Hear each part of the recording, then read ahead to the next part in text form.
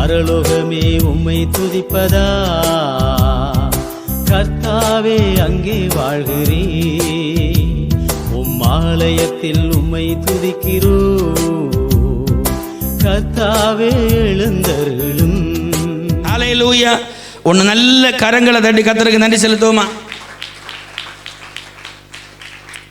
ஆமென், ஸ்தோத்திரம். இன்றைய செய்தியுடையதான தலைப்பு, வேதனைகளின் மத்தியில் கர்த்தரே பரிகாரி. In the midst of trouble God is our solution. Amen. வேதனைகளின் மத்தியில் கர்த்தரே பரிகாரி. கவனிங்களேன், முதல்ல ஒரு வேத பகுதியை வாசிங்க. எரேமியா அதனுடைய 34வது அதிகாரம்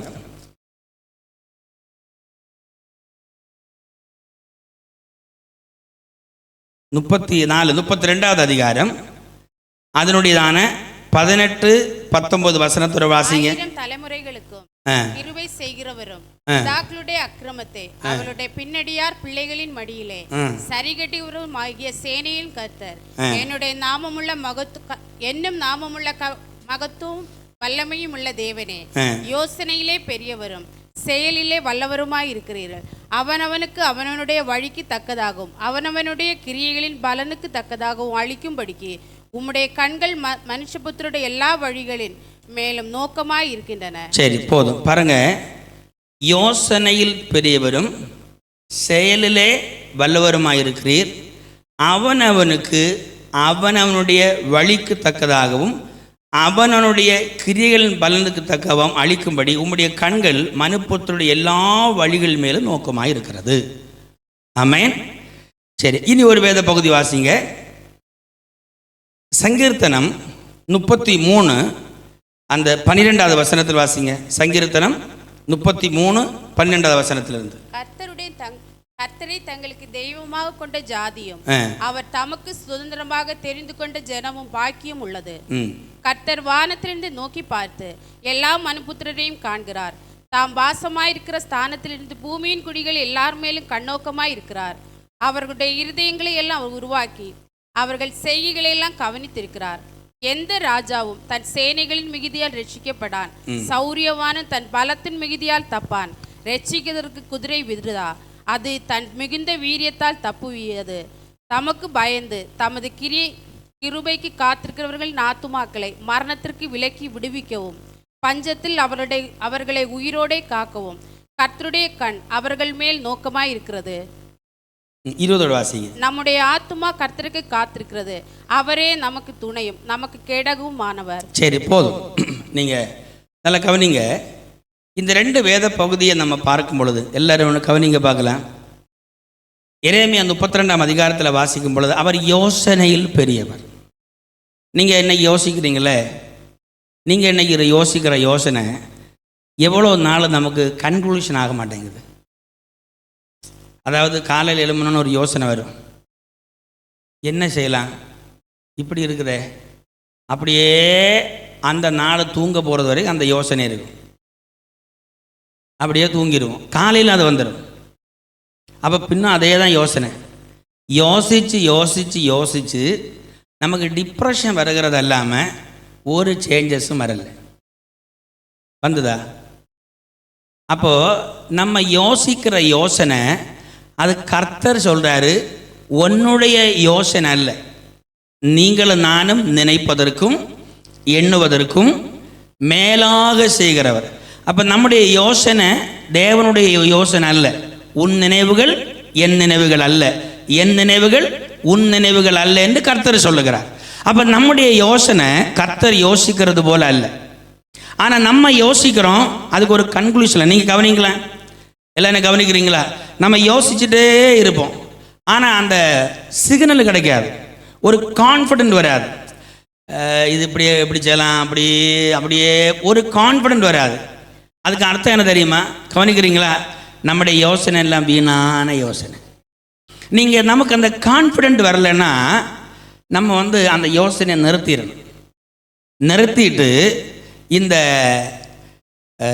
அதாவது 33 சங்கீர்த்தனத்துடைய இந்த 12வது வசனத்தில் கர்த்தரை தங்களுக்கு தெய்வமாக கொண்ட ஜாதியும் அவர் தமக்கு சுதந்திரமாக கொண்ட ஜனமும் பாக்கியம் உள்ளது. அப்போ புரியணும், நாம் தெய்வத்தை தெய்வமாக கொண்டிருக்கிறோம். எல்லாரும் கவனிக்கிறீங்களா?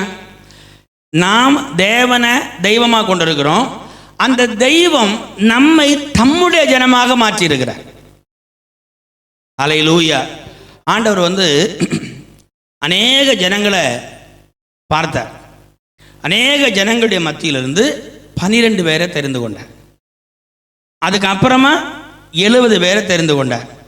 அதுக்கப்புறமா 120 பேர் இருந்தாங்க. அப்போ 12 பேர், 70 பேர், 120 பேர்.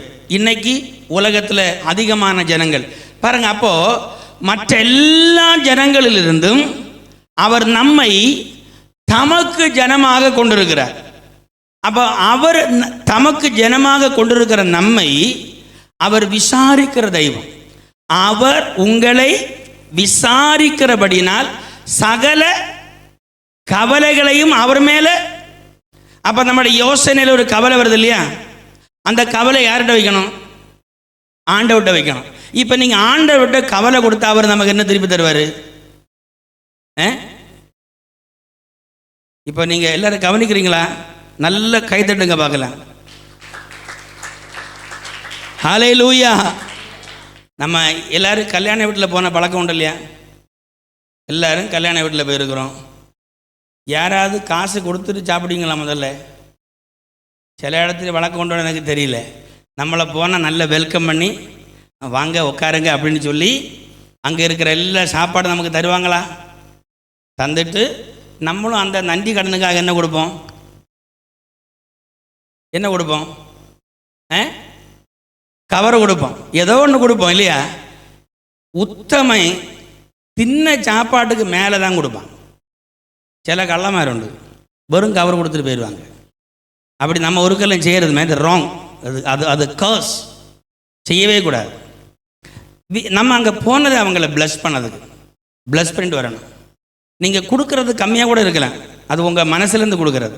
ஆனால் சில ஆட்கள் அப்படி அவங்கள ஏமாற்றுவாங்க. அது அர்த்தம் அவங்க மற்றவங்களை ஏமாத்துனாங்க இல்லை, இவங்க தான் ஏமாத்துட்டாங்க. ஆமென். நம்ம மற்றவங்களை 1% ஏமாத்துனா அதே விதி நம்மளை 10% கீழே தள்ளும்.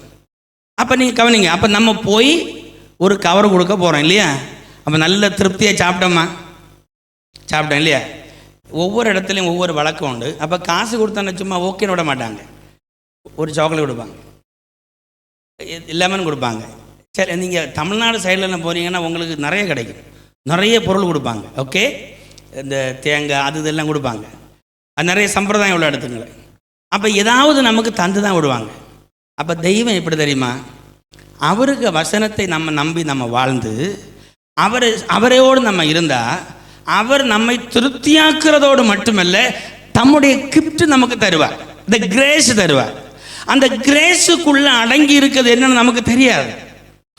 அதனால தான் பாருங்களேன், தம்முடைய வார்த்தைக்கு காத்திருக்கிற தேவ பிள்ளைகளை அவர் கனப்படுத்துவதற்கு அவர் உத்தரவாதி. அவர் தான் உத்தரவாதி. அப்போ நம்ம நல்லா புரியணும், இந்த மாதிரிப்பட்ட ஒரு சூழ்நிலைகள் நமக்கு எந்த மாதிரிப்பட்ட ஒரு சூழ்நிலைகள் வந்தாலும் நாம் முதல்ல கர்த்தரை நாம் தெய்வமாக கொண்டிருந்தால் அவர் நம்மை தம்முடைய ஜனங்களாக மாற்றியிருப்பார். அப்போ நமக்கு அவர் தெய்வமாக, அவருக்கு நாம் தம்முடைய ஜனமாக மாறிவிட்டால் நம்ம கவலைப்பட வேண்டிய தேவையில்லை. நீங்கள் சில வெஸ்டர்ன் கண்ட்ரிகளை குறித்து நான் கேள்விப்பட்டிருக்கிறேன். இங்கே அப்படி கிடையாது. அங்கே போனால் அவங்க முதல்ல உங்களுக்கு ஒரு எமௌண்ட் லோனாக கொடுப்பாங்க. அந்த லோனை நீங்கள் கரெக்டாக அடைக்கணும். மெயினாக சப்போஸ் நமக்கு சரியான ஒரு சேலரியோ மற்ற காரியங்களோ இல்லைன்னா அந்த போஷனை குறித்து தான் நம்ம ஃபுல் காரியங்களும் அவங்க பார்ப்பாங்க. சாப்பாடு, தங்கிறதுக்கான இடம், இதெல்லாம் பார்த்து இன்றைக்கி நல்ல சிஸ்டம் மாறி இருக்குது. நீங்கள் அறிஞ்சிருப்பீங்க, வெஸ்டர்ன் கண்ட்ரிகளில் இந்த மாதிரி நிறைய இடங்கள் இருக்குது. அப்போ அது ஏன் தெரியுமா? ஏதோ ஒரு வகையில் எங்கள் நாட்டில் நீ வந்த இல்லை, நீ சோத்துக்கு திண்டாடக்கூடாது, நீ அதாவது தங்க இடம் இல்லாமல் இருக்கக்கூடாது. அது அவங்களுடைய நீதி. பாருங்கள், அந்த உலகத்தில் இருக்கிற நியமங்கள் இப்படி நீதியை வைக்கும் பொழுது பரலோகத்தில் இருக்கிற தெய்வம் தம்மை நோக்கி கூப்பிடுகிற பிள்ளைகளுடைய காதுகளுக்கு அவர் செவி மடுப்பாரா? ஹல்லேலூயா. அதனால தான் அவர் யோசனையில் பெரியவர், செயல்களிலே வல்லவர்.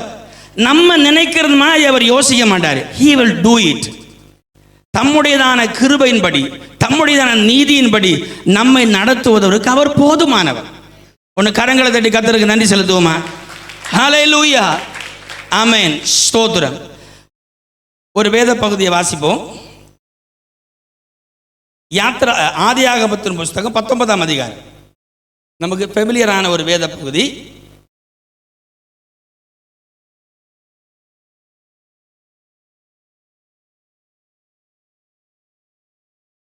அந்த 1வது வசனம் தொடர்ந்து வாசிங்க.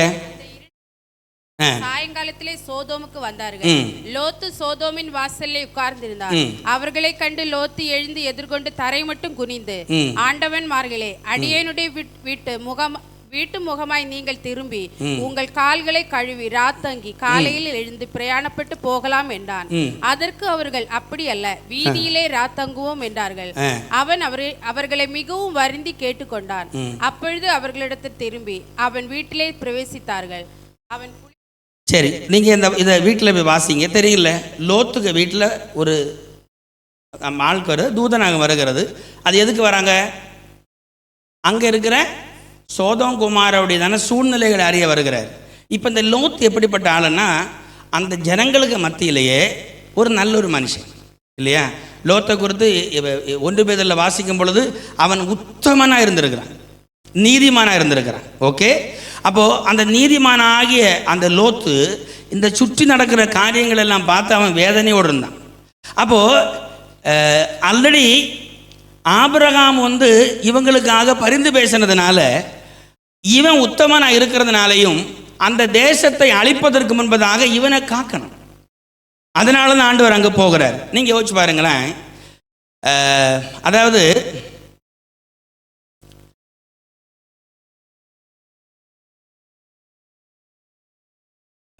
அதனுடையதான 18வது அதிகாரம் 1வது வசனம் வாசிங்க. 18ஆம் அதிகாரம். பின்பு கர்த்தர் மம்ரேயின் சமபூமியிலே அவனுக்கு தரிசனமானார். அவன் பகலின் உஷ்ண வேளையில் கூடார வாசல்லே உட்கார்ந்திருந்து தன் கண்களை ஏறெடுத்து பார்க்கும்போது, இதோ 3 புருஷர் அவனுக்கு எதிரே நின்றார்கள். அவர்களை கண்ட உடனே அவன் கூடார வாசலிருந்து அவர்களுக்கு எதிர்கொண்டு ஓடி தரை மட்டும் குனிந்து, ஆண்டவரே, உங்களுடைய கண்களில் எனக்கு கிருபை கிடைத்ததானால் நீர் உமது அடியேனை விட்டு கடந்து போக வேண்டாம். கொஞ்சம் தண்ணீர் கொண்டு வரட்டும். உங்கள் கால்களை கழுவி மரத்தடியிலே சாய்ந்து கொண்டிருங்கள். நீங்கள் உங்கள் இருதயங்களை திடப்படுத்த கொஞ்சம் அப்பம் கொண்டு வருகிறேன். சரி, போதும். இதுவும் உங்களுக்கு தெரியும் என்ன சம்பவம். அதாவது ஒரு உத்தம கேரக்டர் இல்லையா? வீட்டில் வந்திருக்காங்க, யாருன்னா தெரியாது, உபசரிக்கணும் இல்லையா? அந்த உபசரிக்கிறாங்க. உபசரித்தது தேவ தூதர்கள் இல்லை, பெரிய ஆட்கள். ஓகே, அப்போது இது ஆபிரகாமுக்கு ஆல்ரெடி அந்த மனசில் இருந்து, லோத்துக்கு ஆல்ரெடி மனசில் இருந்துச்சு. எப்படி உபசரிக்கிறது அல்லது அவங்கள ஏற்றுக்கொள்ளுகிறது. இது ஒரு உத்தம அன்னைக்கு நமக்கு இருக்கிறது போல நியாயப்பிரமாணம் கொடுக்கல. ஆனால் அவங்களுக்கு இருந்த அந்த கேரக்டர் அவர் காட்லி நேச்சராக இருந்துச்சு. அந்த காட்லி நேச்சரில் அவர்கள் கர்த்தரையே நம்பி இருந்தாங்க. ஆபிரகாம் கர்த்தரையே நம்பி இருந்தார்.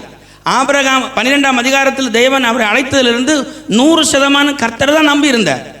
அவங்களுக்கு வழிபாடு தெரியாது, அவங்களுக்கு வேற ஒன்றும் தெரியாது. அவங்களுக்கு தெரிஞ்சிருக்கிற மந்திரத்தை சொல்லி ஆண்டவரேன்னு இருந்தாங்க. ஆனால் கர்த்தர் கைவிடலை. ஒருவேளை நம்ம இன்னைக்கு இருக்கிற சிஸ்டத்தில் நல்ல பாட்டு பாடி கர்த்தரை ஆராதிச்சு இவ்வளோ வேதத்தை தியானிச்சு அப்படி ஒன்றும் இல்லை. பட் அவங்க நம்பிக்கையும் விசுவாசத்தையும் அந்த தெய்வத்துக்கு மேலே வைத்தார்கள். அப்போ அந்த நம்பிக்கையும் விசுவாசத்தையும் அவர்கள் மேலே வைத்ததுனால ஆண்டவர் கைவிடலை. ஆண்டவர் அங்கே வருகிறாரு. இங்கே வருமோ ஒரு மெசேஜ் கொடுக்குறாரு, ஆல்ரெடி தெரிஞ்சிருக்கிறதான ஒரு மெசேஜ். அந்த 12வது வசனம் வாசிங்க பார்க்கலாம். 9 வாசிங்க. அவர்கள் அவனை நோக்கி, மனைவி சாராள் எங்கே என்றார்கள். அதோ கூடாரத்தில் இருக்கிறாள் என்றார். அப்பொழுது அவர், ஒரு உற்பவ கால திட்டத்தில் நிச்சயமாய் உன்னிடத்திற்கு திரும்ப வருவேன். அப்பொழுது உன் மனைவியாகிய சாராளுக்கு ஒரு குமாரன் இருப்பான் என்றார். சாராள் அவருக்கு பின்புறமாக கூடார வாசலில் இதை கேட்டுக் கொண்டிருந்தாள். ஆபிரகாமும் சாராளும் வயது சென்று முதிர்ந்து. சரி, போதும். இந்த மெசேஜ் தெரியல. அதாவது இது இவங்களை ஏற்றுக்கொள்ள முடியல. ஏன்னா ஏற்றுக்கொள்ளுகிற அளவில் அவங்களுடைய மனப்பக்குவம் இல்லை. நம்முடைய ஆண்டவர் யாரு? நம்ம யோசிக்கிறது போல அவர் யோசிக்கிறவர் அல்ல. அவர் யோசிக்கிறது போல நமக்கு யோசிக்க தெரியல. அதாகும் பிரச்சனை. நம்முடைய ப்ராப்ளங்களுக்கு முன்னே நாம் யோசிக்கிறது இன்னொன்று, ஆனால் அவர் நம்மை குறித்து வைத்திருக்க திட்டம் இன்னொன்று. இப்போ இங்கே அந்த விருந்தாளிகளுக்கு உணவு கொடுக்குறாரு, அவங்க திருப்தியாக சாப்பிட்றாங்க. ஆனால் ஒரு மெசேஜ் அங்கே கொடுக்குறாங்க. அந்த மெசேஜ் ஆபிரகாம் கடந்த நாட்கள் எல்லாம் வேதனையோடு இருந்தது. இந்த ஆபிரகாம் அது விடலை. இவங்க வந்தது எதுக்கு? அந்த தேசத்தை எப்படிப்பட்டதுன்னு சொல்லி பார்க்க வராங்க. அப்போது இந்த இவர் வந்து அவங்ககிட்ட பேசுகிறாரு பாருங்க. அதனுடையதான 24வது வசனத்தை வாசிங்க பார்க்கலாம். பட்டணத்துக்குள்ளே ஒருவேளை 50 நீதிமான்கள் இருப்பார்கள். அதற்குள் இருக்கும் அந்த 50 நீதிமான்கள் நிமித்தம் ரட்சியாமல் அந்த ஸ்தலத்தை அழிப்பீரோ? துன்மார்க்கரோ நீதிமானையும் சங்கரிப்பது உமக்கு தூரமாய் இருப்பதாக. நீதிமானையும் துன்மார்க்கரையும் சமமாய் நடப்பிப்பது உமக்கு தூரமாய் இருப்பதாக. சர்வலோக நியாயாதிபதி நீதி செய்யாதிருப்பாரோ என்றார். அதற்கு கர்த்தர், நான் சோதோகோமில் 50 நீதிமான்களை கண்டால் அவர்கள் நிமித்தம் இந்த ஸ்தலம் முழுவதையும் ரட்சிப்பேன் என்றார். சரி, போதும். தொடர்ந்து அவர் பார்க்கிங் பண்ணுறாரு. ஓகே, இதுக்கு இந்த மீனிங் என்னென்னா, அந்த இடத்துல லோத்து உண்டுன்னு இவருக்கு தெரியும். லோத்து தன்னுடைய அரவணைப்பில் வாழ்ந்த ஒரு மனுஷனுன்னு தெரியும். அப்படி தானே? லோத்து வந்து ஆபிரகாமுடைய அரவணைப்பில் வாழ்ந்த மனிதன்னு தெரியும். அவங்க டிபேட் பண்ணுமோ தேசத்தை பார்த்து போனாங்க. ஆனால் இப்போ அங்கே பிரச்சனை வரப்போகுது. இப்போது இந்த லோத்து, இந்த ஆபிரகாம் வந்து தன்னுடைய வாழ்க்கையில் கிடைத்திருக்கிற அதை குறித்து மட்டுமல்ல, இந்த ஆண்டவர்கிட்ட இவ்வளோ க்ளோஸாக பேசுறதுக்கான ஒரு ரிலேஷன் எப்படி வந்து தெரியுமா? பிகாஸ் அவன் உத்தம இருதயத்தோடு ஆண்டவரிடத்தில் சேவை பண்ணனா இருந்தான். அதனால் அவன் பார்க் பண்ணுறான். ஆண்டவர் அது எப்படி? அதில் ஒரு 50 நீதிமான் நீ அழிச்சிடுவீரோ? அப்போ ஆண்டவருக்கு என்ன செய்ய முடியாது? இல்லை, நான் அழிக்க மாட்டேன். என்ன கேட்குற அன்பான தேவ பிள்ளைகளே, பாருங்கள், நம்முடைய வாழ்க்கையில் நமக்கோ நம்முடைய குடும்பத்துக்கோ நம்முடைய பிள்ளைகளுக்கோ நமக்கு எந்த சபையில் உள்ள யார் ஆணாக இருந்தாலும் சரி தான், பிசாசு ஒரு ஆயுதத்தை எடுத்து விடும் பொழுது அதை பார்த்துட்டு விதிதான்னு சொல்லக்கூடாது. இயேசுவின் நாமத்தில் தூக்கி மாற்றணும். நம்ம குடும்பத்திற்காக காவல் நிற்கணும். நம்முடைய பிள்ளைகளுக்கு நம்ம காவல் நிற்கணும். சபைக்கு நம்ம காவல் நிற்கணும். தேசங்களுக்கு நம்ம காவல் நிற்கணும். அது எல்லாம் விதின்னு சொல்லக்கூடாது. நோ. அதாவது காலத்துக்கு முன்னாக அதை மறிப்பது கர்த்தருக்கு பிரியமானதல்ல. நம்முடைய ஏஜுக்கு முன்ன நம்ம ஒரு ஒரு ஒரு ஒரு ஒரு ஒரு லைஃப் இந்த உலகத்தில் வாழாமல் போகிறது கர்த்தருக்கு பிரியமானதல்ல. நீதிமான் மறிப்பது கர்த்தருக்கு பிரியம், அது வேற. ஆனால் that is not God's plan. நம்ம இந்த உலகத்தில் ஒரு மனிதன் இறந்து போன பிற்பாடு இந்த உலகத்துக்கு அவனுக்கு சம்பந்தமே இல்லை. பரலோகத்தில் போனால் துதி இல்லாமல் வேற ஒன்றும் கிடையாது. நம்மளை இந்த உலகத்தில் கர்த்தர் அனுப்புனது ஒரு பர்பஸுக்காக. அந்த பர்பஸ் நம்ம நிறைவேற்றணும். நிறைவேற்றுவதற்காக நம்ம தியாகம் செய்யணும். சாத்தான் விட மாட்டான். கற்பத்தில் உருவானதிலிருந்து அவன் பிசாசு இறங்கி வருகிறான்.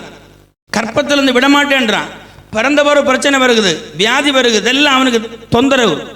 அதில் நாம் திறப்பில் நிற்பதற்கு, நாம் காவலாளியாய் நிற்பதற்கு நாம் தயாரானால் பிசாசுக்கு ஒன்றும் செய்ய முடியாதுங்க. அப்போ எதுக்கு ஆண்டவர் சொல்லியிருக்கிறார், நீ என்ன காவலாளி, நான் உன்னை காவலாளி வச்சுருக்கேன்னு? எஸ், நம்ம தான் காவலாளி. ஹல்லேலூயா. அப்போது ஆபிரகாம் வந்து என்ன செய்கிறார் தெரியுமா? பவர்ஃபுல்லாக ஜெபிக்கிறார். பவர்ஃபுல்லாக இங்கே கேள்விதான் கேட்குறனாலும் ஒரு தேவனோட ஒரு ஒரு ஒரு என்ன சொல்கிறது, ஒரு எதிர்த்து போராடுகிறது. அப்போது ஆண்டவர் என்ன சொல்கிறார் தெரியுமா? நான் அப்படி என்ன செய்ய மாட்டேன், அழிக்க மாட்டேன். இப்போ அங்கே போகும்போது தான் இனி அந்த எடுக்க பார்க்கலாம். 20ஆம் அதிகாரம் 19ஆம் அதிகாரம் அந்த 16வது வசனத்தை வாசிங்க. அவன் தாமதித்துக் கொண்டிருக்கும் போது கர்த்தர் அவன் மேல் வைத்த இரக்கத்தினாலே அந்த புருஷர் அவன் கையையும் அவன் மனைவியின் கையையும் அவன் 2 குமாரத்திகளின் கையையும் பிடித்து அவனை பட்டணத்திற்கு வெளியே கொண்டு போய் விட்டார்கள். அவர்களை வெளியே கொண்டு போய் விட்ட பின்பு அவர், உன் ஜீவன் தப்ப ஓடிப்போ, பின்னிட்டு பாராதே, இந்த சமபூமியில் எங்கும் நில்லாதே, நீ அழியாதபடிக்கு மலைக்கு ஓடிப்போ என்றார். சரி, இங்க பாருங்க, எல்லாரும் கவனிக்கிறீங்களா? அதாவது அவன் தாமதித்து கொண்டிருக்கும் போது கர்த்தர் அவன் மேல் வைத்த இரக்கத்தினாலே, ஆக்சுவலி இந்த லோத்து அந்த மக்களோடு அழிக்கப்பட வேண்டியதுதான். ஆனால் இவனுக்கு ஒரு இரக்கம் உண்டாயிருந்துச்சு. அந்த இரக்கம் ஏன் தெரியுமா? இவன் ஆபிரகாமுடைய குடும்பத்தில் உள்ளவன் ஆகிட்டான்.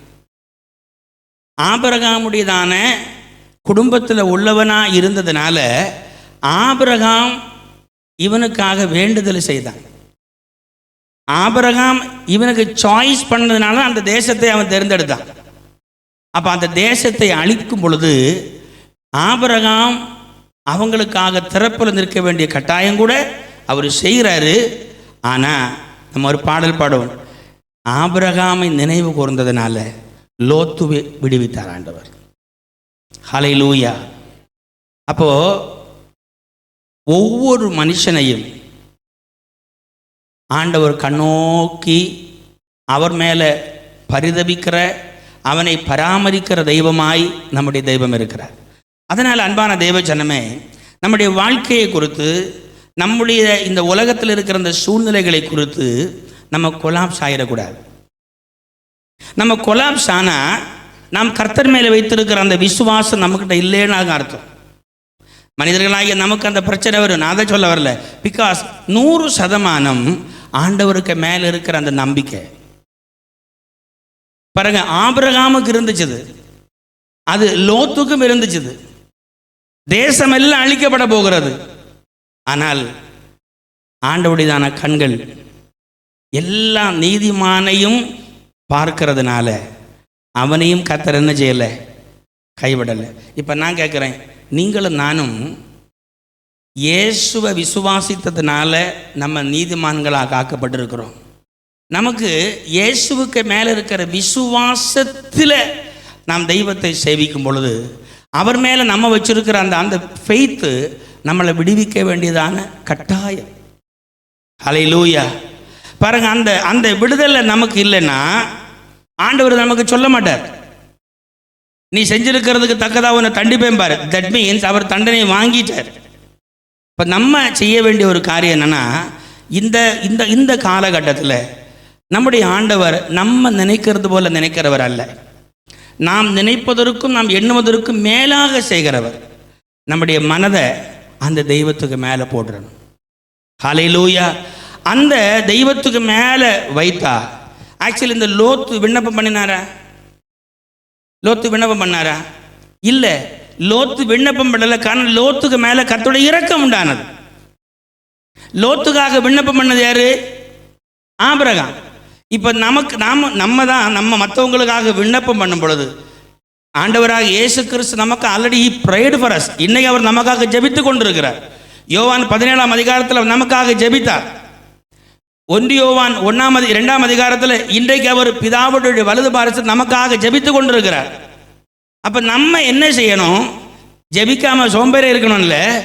we have to pray the same way we must believe in the God's word. அதுபோல தெய்வத்தை விசுவாசிக்கணும். ஹல்லேலூயா. அதனால தான் கர்த்தருடைய வசனத்துக்கு மேலே நம்மை மறைத்து கொண்டு, கர்த்தாவை நீர் என்னை பாதுகாக்கிறவர், நீர் என்னை சுகமாய் தங்க பண்ணுகிறவர், நீர் என்னை விடுவிக்கிறவர் என்று ஆண்டவருக்கு மேலே நம்முடைய நம்பிக்கை நம்ம வைக்கும் பொழுது நம்மளால் என்ன செய்ய முடியாது? கவலையும் வராது, வேதனையும் வராது. காரணம், கர்த்தருடைய வசனம் நம்முடைய ஆத்துமாவை தேற்றும். கர்த்தருடைய வசனம் நம்முடைய ஆத்துமாவுக்கு உறுதி தரும். கர்த்தருடைய வசனம் நம்ம விடுவிக்கும். கர்த்தருடைய வசனம் துக்கத்தை மாற்றி நமக்கு சந்தோஷத்தை தரும். அப்படிதான் பைபிள் சொல்லுது, உங்கள் துக்கம் சந்தோஷமாய் மாறும். நீங்கள் அழுது அழுது புலம்புவீர்கள், ஆனால் உங்களுடைய துக்கம் சந்தோஷமாய் மாறும். ஹல்லேலூயா. ஏன் தெரியுமா? ஆண்டவர் நம்மை தேற்றுவார், அவர் நம்மை பலப்படுத்துவார், அவர் நம்முடைய வாழ்க்கையில் கிருபை தரும். ஒரு நாளும் கைவிட மாட்டார். ஒன்று கரங்களை தட்டி கர்த்தருக்கு நன்றி செலுத்துவோமா? நல்ல நல்ல நல்ல கரங்களை தட்டுங்க. ஆமென், ஸ்தோத்திரம். ஒரு வேத பகுதி கூட 2 ராஜாக்கள் அப்படி 4ஆம் அதிகாரம், ஃபெமிலியரான ஒரு வேத பகுதி. வாசிங்க. 2 ராஜாக்கள் 4ஆம் அதிகாரம். தீர்க்கதரிசிகளுடைய புத்திரரில் ஒருவனுக்கு மனைவியாயிருந்த ஒரு ஸ்திரீ எலிசாவை பார்த்து, உமது அடியானாகிய என் புருஷன் இறந்து போனான், உமது அடியான் கர்த்தருக்கு பயந்து நடந்தான் என்பதை அறிவீர். கடன் கொடுத்தவன் இப்போது என் 2 குமாரரையும் தனக்கு அடிமைகளாக்கி கொள்ள வந்தான் என்றான். எலிசா அவளை நோக்கி, நான் உனக்கு என்ன செய்ய வேண்டும்? வீட்டில் உன்னிடத்தில் என்ன இருக்கிறது சொல் என்றார். அதற்கு அவள், ஒரு குடம் எண்ணெய் அல்லாமல் உமது அடியாளுடைய வீட்டில் வேறொன்றும் இல்லை என்றாள். அப்பொழுது அவன், நீ போய் உன்னுடைய அயல் வீட்டுக்காரர் எல்லாரிடத்திலும் அநேகம் வெறும் பாத்திரங்களை கேட்டு வாங்கி உள்ளே போய் உன் பிள்ளைகளுடனே உள்ளே நின்று கதவை பூட்டி அந்த பாத்திரங்கள் எல்லாவற்றிலும் வார்த்து நிறைந்ததை ஒரு பக்கத்தில் வை என்றான். அவள் அவனிடத்திலிருந்து போய் தன் பிள்ளைகளுடன் கதவை பூட்டி கொண்டு இவர்கள் பாத்திரங்களை அவளிடத்தில் கொடுக்க அவள் அவைகளில் வார்த்தாள். அந்த பாத்திரங்கள் நிறைந்த பின் அவள் தன் மகன் ஒருவனை நோக்கி, இன்னும் ஒரு பாத்திரம் கொண்டு வா என்றான். அதற்கு அவள், வேறே பாத்திரம் இல்லை என்றான். அப்பொழுது எண்ணெய் நின்று போயிற்று. அவள் போய் தேவனுடைய மனுஷனுக்கு அதை அறிவித்தாள். அப்பொழுது அவன், நீ போய் அந்த எண்ணெயை விற்று உன் கடனை தீர்த்து மீந்ததை கொண்டு நீயும் உன் பிள்ளைகளும் ஜீவனம் பண்ணுங்கள் என்றான். ஆமென், ஸ்தோத்திரம். இந்த வசனத்தை நீங்க நம்புறீங்களா? என்ன பாஸ்டர் எப்படி கேட்குறீங்க அப்படின்னு நினைக்கிறீங்களா? நம்புறீங்களா இல்லையா? நம்பதான் நமக்கு பேரே விசுவாசி. ஆமென். இப்போ இந்த நம்ம எத்தனையோ வாட்டி இதை வாசித்த வேத பகுதி தான். தீர்க்கதரிசிகளுடைய புத்தரில் ஒருவனுக்கு மனைவியாக இருந்த ஒரு ஸ்திரீ எலிசாவை பார்த்து, உமது அடியனாகிய என் புருஷன் இறந்து போனான், உமது அடியான் கர்த்தருக்கு பயந்து நடந்தான் என்பதை அறிவீர். அதான் ரொம்ப வேதனை உள்ள ஒரு காரியம். யாரு? இவன் கர்த்தருக்கு பயந்து நடந்தான் என்பதை நீ அறிவீர். நல்ல ஒன்று கரங்களை தட்டி ஆண்டவருக்கு நன்றி செலுத்துங்க.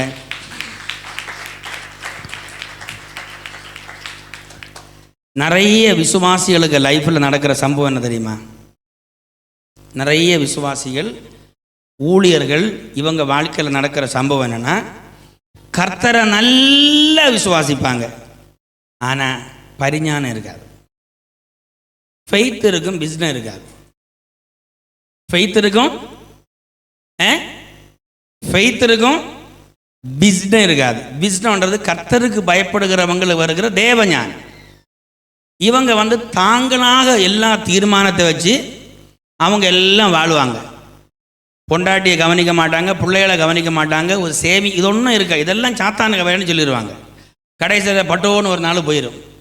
பார்த்தா இவங்க எங்கே போகணுன்னு தெரியாது. வேதத்தை தியானித்து நீங்கள் படித்தால், எல்லாரும் கவனிங்க, வேதத்தை தியானித்து படித்தால் ஊழியக்காரங்க, கர்த்தருக்கு சேவை பண்ணுகிற ஒரு மனுஷன் கடனாளியாக இருக்க முடியாது.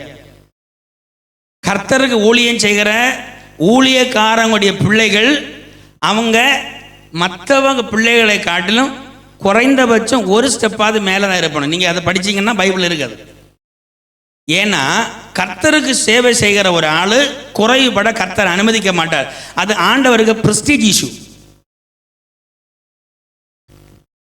அதாவது சில ஆட்கள் அது அவங்களுக்கு தெரியாது, சும்மா ஏதாவது பேசி எடுத்து ஏதாவது பண்ணி விடுவாங்க. அது அறிவீனமாக சொல்கிற ஒரு காரியம். ஆண்டவருக்கு சேவையில் வருகிற நீ ஊழியக்காரனாக இருக்கட்டும், விசுவாசியாக இருக்கட்டும், நமக்கு ஆண்டவர் தந்திருக்கிறதான விசுவாசமும் ஞானமும் செயல்படணும். நமக்கு வருகிற வருமானம் எப்படி செலவழிக்கணும், எப்படி சேமித்து வைக்கணும், எப்படி நாளைகளை கருதணும், இதெல்லாம் நல்ல தெளிவாக செய்யணும். அது குணசாலியான ஒரு ஸ்திரியை குறித்து பைபிள் 31 நீதிமொழிகள் 31 சொல்லியிருக்கு. 14 படிச்சுன்னா தெரியும். அப்போது எஸ்பெஷலி வீட்டில் இருக்கிற ஃபைனான்ஸ் மேனேஜர் யாருன்னா மனைவிமார்கள்.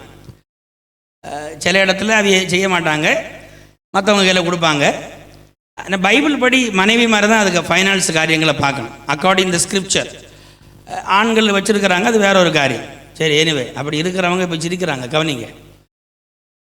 Okay, that is different. அப்போது அந்த ஒரு சரியான ஒரு செலவு செயல்பாடுகள் இது இல்லாமல் இருந்தால் நாம் குறைபடுகிற நேரத்தில் நமக்கு ஒத்தாசை பண்ணது ஒன்றும் இருக்காது. இப்போ நான் என்னை பொறுத்த அளவில், ஐம் சாரி, இது உங்களுக்கு சொல்ல, நான் வேற யாருக்கு சொல்லுது. என்னை பொறுத்த அளவில் நாங்கள் ஜீவல்ஸ் எல்லாம் யூஸ் பண்ணுறது கிடையாது, என் ஒய்ஃபும் யூஸ் பண்ணுறது கிடையாது, பிள்ளைகளுங்க அவள் போடுறதுனால அனுமதியும் இல்லை. நானும் ஆரம்பத்தில் இதில் இந்த விஷயத்தில் எனக்கு இல்லை, ஏன்னா என்னுடைய நாலேஜ் வேறு. அதனால் ஆண்டவருக்கு கிருபையில் அப்படி தான் நாங்கள் மேரேஜ் பண்ணோம். I respect my parents, I respect my pastor, I respect my church. நான் இருந்த சபையையும் ஊழியக்காரங்க எங்கள் தாய் தகப்பனை மதித்ததுனால I just did it. It's a plan of God. Okay, கவனிங்க. ஜீவல்ஸ் இருந்தால் ஒரு தரித்திரம் வருகிற டைமில் கொண்டு பேங்கில் வைக்கலாம். ஜீவல்ஸ் இல்லைன்னா என்ன செய்ய முடியும்? நம்ம அந்த அளவுக்கெல்லாம் சேவ் பண்ணி பேங்கில் வைக்கிற ஆள் ஒன்றும் கிடையாது, நான் இல்லை. அப்போது இதெல்லாம் எதுக்கு தெரியுமா ஆண்டவர் வச்சிருக்கிறாரு? அழகு பார்க்கறதுக்காக மட்டுமல்ல, தேவைக்கு பயன்படுத்துவதற்கு. இன்றைக்கி ஜுவல்ஸை வச்சுருக்கலாம் கோடீஸ்வரன் ஆகிட்டாங்க. அவங்க நினைச்சாத ரேட் அவங்களுக்கு கூடிச்சுது. அப்படி தானே தம்பி?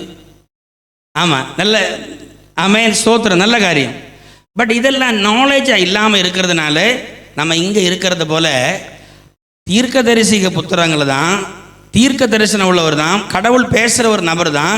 இப்படியெல்லாம் இருந்தாலும் அவர்கள் குறைவுபட்ட பொழுது, அந்த மனுஷன் இறந்து போன பிற்பாடு தன்னுடையதான மனைவி பிள்ளைகள் காப்பாற்றுவதற்கான போதுமான அளவில் பணம் இல்லாமல் போச்சு. அப்போ என்னது, இத்தனை நாளும் கர்த்தரை சேவிச்ச ஆண்டவரை, இத்தனை நாளும் உமக்கு உண்மையாக இருந்த ஒன்றும் இல்லை. உண்மைதான், ஃபெய்த்தாக இருந்த பிஸ்னஸ் இல்லாமல் போச்சு. ஆமென். ஆனால் ஒன்று, நீங்கள் உண்மையாக இருந்தால் கர்த்தர் ஒரு நாளும் கைவிட மாட்டார். ஹல்லேலூயா. ஆனால் நம்மளை புரிய வைப்பார், ஆண்டவர் நம்மளை புரிய வைப்பார். நம்முடைய ஃபைனான்ஸ் எல்லாம் எப்படி இருக்கணும், நம்ம என்னென்ன செய்யணுங்கிறதெல்லாம் புரிய வைப்பார். சில ஆட்கள் எல்லாரும் கவனிங்க, எல்லாத்தையும் பிள்ளைகளை கொடுக்கறது, எல்லாம் பிள்ளை பிள்ளை பிள்ளைன்னு கொடுக்கறது. பிள்ளை கடைசியில் கால் வாரும். அப்போ நீங்கள் எங்கே போவீங்க? ஒவ்வொருத்தருக்கும் அவங்கவுங்களுக்குன்னு பேசிக்காக ஒரு அக்கௌண்ட் ஓப்பன் பண்ணி கொஞ்சம் பைசையாக வச்சுருக்கணும், அல்ல கொஞ்சம் ஜுவல்ஸை வச்சுருக்கணும், ஏதோ ஒன்று வச்சுக்கணும். கர்த்தர் பார்த்துக்கிறானேன்னா பார்ப்பார், உங்களை சிரிச்சு தான் பரலோகத்தில் கொண்டு போவார். பிள்ளைங்க எல்லாம் உங்களுக்கு எதிராக நிற்கிறத காட்டி கொடுப்பார், திருப்பி சொல்லணும்னு தெரியாது. ஆமாம், சிரிச்சித்து தம்முடைய வசனத்தை கொண்டு போதிக்கிறவனும் பாக்கியவான் தான். சிரிச்சித்து கர்த்தருடைய வசனத்தை கொண்டு போதிக்கிறவனும், நம்ம சும்மா காசு இருக்கவன் தான் பாக்கியவான் சொல்லக்கூடாது, அடி வாங்குறவனும் பாக்கியவான் தான். ஆமென். அப்போது இங்கே இந்த அம்மாவுக்கு ஒரு அடி கொடுக்க வேண்டாம் இருந்தேன்னா அடி அவருக்கு கொடுக்கணும், அவர் போயிட்டார். ஆனால் கர்த்தர் இரக்கம் உள்ளவர். ஹல்லேலூயா. அவர் மன உருக்கம் உள்ளவர், அவர் நீதி உள்ளவர், அவர் நன்மை செய்கிறவர். தம்மை நோக்கி கூப்பிடுகிற காக்கை குஞ்சுக்கும் அதனது நேரத்தில் ஆகாரத்தை கொடுக்கிற உண்மையான தெய்வத்தை நம்ம சேவிக்கிறோம். நாம் பாக்கியம் உள்ளவர்கள். ஹல்லேலூயா. ஒன்று கரங்களை தட்டி கர்த்தருக்கு நன்றி செலுத்துவோமா? ஹல்லேலூயா. நம்முடைய தப்பிதங்களுக்கு தக்கதாக நம்ம தண்டிக்காமல் நமக்கு இறங்குகிற தெய்வம், நம்மை உணர்த்துவிக்கிற தெய்வம், நம்மளை கற்றுக் கொடுக்கிற தெய்வம். ஹல்லேலூயா. அப்போ இங்க என்ன சம்பவிக்குது? இப்போ அதாவது எலிசா வருகிறாரு, எலிசாவிட்ட இந்த காரியம் போகுது. எலிசாவும் அதுக்கு எவிடன்ஸ் தான், ஏன்னா கர்த்தருக்கு பயந்து வாழ்ந்த ஒரு தேவ பிள்ளை. இப்போ கையில் ஒன்றும் இல்லை. அப்போ கேட்குறாரு, உன்ட்ட என்ன இருக்கு? இப்போ என்ன இருக்கு? இருந்தது என்ன? எண்ணெய். அந்த எண்ணெயை பெருக செய்து ஆண்டவர் தரித்திரத்தை மாற்றினார், கடனையும் மாற்றினார். அன்பான தேவ பிள்ளைகளே, இதில் வெளிப்பட்ட அதே தேவ வல்லமை இன்றைக்கும் உலகத்தில் கிரியை செய்கிறது. ஹல்லேலூயா. நீங்கள் கஷ்டம் வந்து வேதனை வந்தால் நீங்கள் ஐயோன்னு கூப்பிடாதீங்க, கர்த்தர் நம்மோடு இருக்கிறார். ஹல்லேலூயா. அவர் கைவிட மாட்டார். யுத்தம் வந்தாலும், சாந்தி வந்தாலும், பிரச்சனை வந்தாலும், உலகத்தில் நம்ம இந்த உலகத்தில் கொண்டு வந்த ஆண்டவர் உலகத்திலிருந்து நம்ம அவருடைய சமூகத்தில் எடுக்கிறது வரையிலும் நம்மை பாதுகாப்பேன் என்று ஆண்டவர் நமக்கு உறுதி அளித்து இருக்கிறார். ஹல்லேலூயா. அதுதான் விசுவாசி விசுவாசத்தால் ஜீவிப்பான். ஹல்லேலூயா. ஹல்லேலூயா. மாறாக நம்ம போட்டு கவலைப்பட்டு நாளை என்ன நடக்கும், நாளை என்ன நடந்தால் இப்போ நமக்கு என்ன செய்ய முடியும்? என்ன செய்ய முடியும்? ஃப்ளைட்டை எடுத்துகிட்டு போக முடியுமா? சைக்கிளில் இவண்டே போக முடியுமா? ஸ்விம்மிங் பண்ணி போக முடியுமா? எங்கேயும் முடியாது. இப்போ கண்ணி வடியெல்லாம் எங்கே இருக்குன்னு தெரியாது, தண்ணியிலையும் போக முடியாது, நடந்தும் போக முடியாது. உலகம் வேறு லெவலில் இருக்குது. ஆனால் இந்த வசனத்தில் சொன்னதெல்லாம் அப்படியே நடந்தே இருக்கிறது. அதனால் இப்படிப்பட்ட சம்பவங்களை காணும் பொழுது நம்முடைய தலைகளை உயர்த்தி, நம்முடைய மீண்டெடுப்பு சமீபமாக இருக்கிறது, அவருடைய வருகை சமீபமாக இருக்கிறது. அதனால் நம்மிடத்தில் இருக்கிற குறவுகளை ஒன்று கரெக்ட் பண்ணி கொண்டு, கர்த்தாவே ப்ளீஸ் எங்களுக்கு கிருபை தாரும் ஆண்டவரே, உம்முடைய கிருபையும் அறிவும் தாருங்க, நாங்கள் உம்முடைய பாதையில் பிரகாசிப்பது எங்களுக்கு கிருபை தாரும் என்று சொல்லி ஆண்டோடைய வசனத்தை விசுவாசித்து ஆண்டவரோடு கூட பிரயாணப்படணும். ஹல்லேலூயா. லோத்துவும் காக்கப்பட்டான், இந்த அம்மாவும் காக்கப்பட்டாங்க. அவங்க காக்கப்பட்டது அவங்களுடைய நீதி அல்ல, somebody did it. Abraham already அவனுக்காக ஜெபம் பண்ணான். ஆபிரகாமுக்கு லோத்துக்கு மேலே கர்த்தர் இரக்கம் பாராட்டினார். இங்கேயும் புருஷனார் செஞ்சுட்டு போன தப்பாகும், ஆனால் கர்த்தர் இரக்கம் பாராட்டினார். ஹல்லேலூயா. ஆண்டவர் நம்மளை கைவிட மாட்டார். நமக்கு எப்படி தெரியுமா இரக்கம் பாராட்டுறாரு? நம்ம அவருக்கு பிள்ளைகள் ஆனோம், ஆனால் இரவும் பகலும் பிதாவிடத்தில் அவர் பரிந்து பேசி கொண்டிருக்கிறார். நான் அந்த வசனத்தை அப்படியே நம்புகிற ஒரு ஆளுங்க, அப்படியே நம்புகிற ஒரு ஆள். இப்போ நீங்கள் அதுபோல் ஜீவிக்கிறேன், அதான் முடிய மாட்டேங்குது, ட்ரை பண்ணுறேன். But I believe 100%. இதாங்க உண்மை. இதை விட்டு இன்னொரு வேத கிரந்தம் எடுத்து அதுக்கு மேட்ச் பண்ணவே முடியாது. இயேசு கிறிஸ்து ஒரு மனுஷனை ரட்சிக்காவிட்டால் ஒரு ரட்சிப்பு கிடைப்பதற்கு வழியே கிடையாது. இயேசு கிறிஸ்து காட்டின பாதை தான் பரலோகத்தின் பாதை, இனி ஒரு பாதை இல்லை. அவர் இறக்கப்பட்டு கொண்டு போனதான் உண்டு. ஹல்லேலூயா. அது நீங்களும் நானும் அறிந்து கொண்டோம், அது பாக்கியம். ஹல்லேலூயா. இஸ்ரவேலே, நீ பாக்கியவான். இந்த தெய்வத்தை அறிந்து நம்முடைய வாழ்க்கையில் கிடைத்திருக்கிற பாக்கியம். ஒன்று நல்ல கரங்களை தட்டி கர்த்தருக்கு நன்றி செலுத்துவோமா? ஆமென், ஸ்தோத்திரம். வாசித்த வேத பகுதிக்கு நேராக வருவோம். 33வது சங்கீர்த்தனம், அதனுடையதான 18 வசனம் 17 வசனம் வாசிங்க. 17, 18, 19 படிங்க. அதான், எந்த ராஜாவும் தன் சேனைகள் மிகுதியால் ரட்சிக்கப்படான், சௌரியவான் தன் பலத்தின் மிகுதியால் தப்பான். போதுங்க. என்ன கவனிங்க, என்னது? எந்த சேனையின் மிகுதியினாலும் ரட்சிக்கப்படான். ஓகே, அடுத்து என்னது? சௌரியவானும் தன் பலத்தின் மிகுதியால் தப்பான். பிரில்லியன்ட், புத்தி அறிவில எல்லாம் முடியாது. அடுத்து, ரட்சிக்கிறதற்கு குதிரை விருதா, அது தன் மிகுந்த வீரியத்தால் தப்புவியாது. அப்படின்னா என்னன்னா, நீங்க நினைச்சிருக்கிறதெல்லாம் ரெண்டாவது. அடுத்து படிங்க பார்க்கலாம். தமக்கு பயந்து தமது கிருபைக்கு காத்திருக்கிறவர்களின் ஆத்துமாக்களை மரணத்திற்கு விலக்கி விடுவிக்கவும், பஞ்சத்தில் அவர்களை உயிரோட காக்கவும் கர்த்தருடைய கண் அவர்கள் மேல் நோக்கமாய் இருக்கு. ஆமென். நம்ம ஒவ்வொருத்தருக வாழ்க்கையிலும் இந்த கிறிஸ்துவுடைய கண்கள் பதிக்கப்பட்டிருக்கிறது. அல்லேலூயா. ஒருவேளை நீங்கள் தூங்கிட்டு இருக்கும் உங்களோட கண்கள் அங்கே தான் இருக்குது. அதான் பைபிள் சொல்லுது, தாயை போல நம்மை தேற்றுகிற தெய்வம், ஒவ்வொரு நாளும் கண்ணுறங்காமல் பாதுகாக்கிற தெய்வம். அந்த தெய்வம் நமக்கு துணையாக இருக்கிறார். அப்போ அவர் நம்மை விடுவித்தால், அவர் நமக்கு பாதுகாப்பாக இருந்தால், இந்த உலகத்தில் வேற யாருக்கு என்ன செய்ய முடியும்? ஆகவே இந்த உலகத்தில் அன்பான தேவ பிள்ளைகளை, சூழ்நிலைகள் எதுவாக இருக்கலாம், கர்த்தருடைய வசனத்துக்கு மேலே இருக்கிற அந்த நம்பிக்கை, அந்த விசுவாசம், அதை அறிகிற ஆழம் நம்முடைய வாழ்க்கையில் பெருக செய்து கொண்டு அவரையே நம்பி இந்த உலகத்தில் ஒவ்வொரு நாளும் அடியெடுத்து வைப்பதற்கு ஆண்டவர் நமக்கு கிருபை செய்வாராக. ஹல்லேலூயா. நம்முடைய வேதனைகளின் மத்தியில் கர்த்தரே பரிகாரி. ஏது பிரச்சனைகள் மத்தியிலும் அவரே நமக்கு பரிகாரி. எல்லாரும் எளிமையாக இருப்போமா?